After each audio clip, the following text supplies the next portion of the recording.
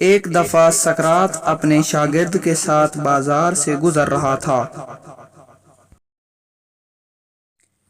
وہ دونوں باتیں کرتے جا رہے تھے، اچانک ہی ایک آدمی سامنے آیا اور سقراط کو برا بھلا کہنے لگا۔ سقراط اس آدمی کی باتوں کا جواب دیے بغیر مسکراتے ہوئے اس کے پاس سے گزر گیا۔ سقراط کو مسکراتے دیکھ کر وہ آدمی اور غصے میں آ گیا اور سقراط کو گالیاں نکالنے لگا۔ نہ صرف سقراط کو بلکہ اس کے خاندان کو بھی برا بھلا کہنے لگا۔ جب اس آدمی نے دیکھا کہ میری باتوں کا سقراط پر کوئی اثر نہیں ہو رہا تو وہ منہ ہی منہ میں بڑبڑاتے ہوئے اس کے راستے سے ہٹ گیا۔ شاگرد نے سقراط سے پوچھا کہ آپ نے اس آدمی کی باتوں کا جواب کیوں نہیں دیا؟ اور تو اور آپ مسکراتے رہے۔ کیا آپ کو اس کی کوئی بات بری نہیں لگی؟ کیا آپ کو اس کی کسی بات پر دکھ نہیں ہوا؟ اس کی بات کا جواب دیے بغیر پیچھے آنے کا اشارہ کیا۔ شاگرد خاموشی سے اس کے پیچھے چلنے لگا۔ دونوں چلتے چلتے سقراط کے گھر تک پہنچ گئے۔ شاگرد کو باہر رکنے کا اشارہ کر کے سقراط اندر چلا گیا۔ اس کے ہاتھ میں ایک میلا سا بدبودار تولیہ اور کچھ کپڑے تھے جو لگتا ہے کسی کچرے کے ڈرم سے نکالے گئے تھے۔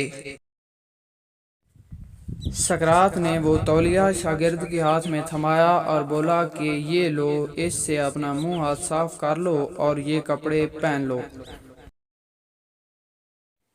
شاگرد نے انہیں ہاتھ میں لیتے ہی دور پھینک دیا۔ میں انہیں کیسے پہن سکتا ہوں؟ یہ تو انتہائی گندے اور بدبودار ہیں۔ جس طرح تم ان میلے بدبودار کپڑوں کو قبول نہیں کر سکتے، بالکل اسی طرح میں بھی کسی کے بدبودار الفاظ کو کیوں قبول کروں؟ اگر کوئی بغیر کسی وجہ کے آپ کو برا بھلا کہتا ہے اور آپ اس کی باتوں سے پریشان ہو جاتے ہیں، اپنے کام چھوڑ کر اس کی ان فضول باتوں کے بارے میں سوچنے لگتے ہیں، ان پر غصہ کرنے لگتے ہیں،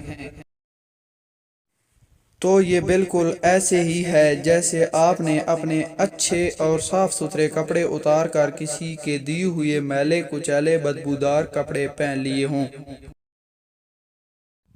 اکثر ایسا ہوتا ہے کہ ہم بڑے اچھے موڈ میں ہوتے ہیں، کہیں جا رہے ہوتے ہیں، گاڑی ڈرائیو کر رہے ہوتے ہیں اور کوئی بلا وجہ ہم سے جھگڑ پڑتا ہے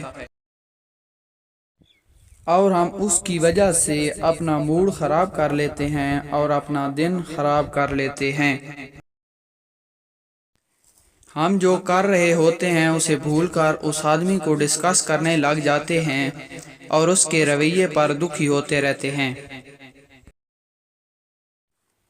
دوستو، ایسے لوگ کوڑے کے ڈرم کی طرح ہوتے ہیں، زمانے کے ستائے ہوئے، فرسٹریٹڈ۔ ایسے لوگ ذہنی طور پر بیمار ہوتے ہیں۔ انہوں نے اپنی فرسٹریشن کسی نہ کسی پر نکالنی ہوتی ہے اور اپنا کچرا کسی کے اوپر پھینکنا ہوتا ہے۔ اس لیے دوستو، آپ ایسے لوگوں کا شکار ہرگز نہ بنیں۔ اگر کوئی کوڑے کا ڈرم آپ کو نظر آئے تو بچا کر مسکراتے ہوئے اس کے پاس سے گزر جائیں۔ دوستو، کسی کی غلط بات پر ہمیں خود کو پریشان نہیں کرنا چاہیے، کسی کے ہاتھوں کا کھلونا نہیں بننا چاہیے، کوئی جب مرضی آ کر ہمیں غصہ دلا جائے۔ ہمارے دل اور ہمارے دماغ پر صرف ہمارا ہی کنٹرول ہونا چاہیے۔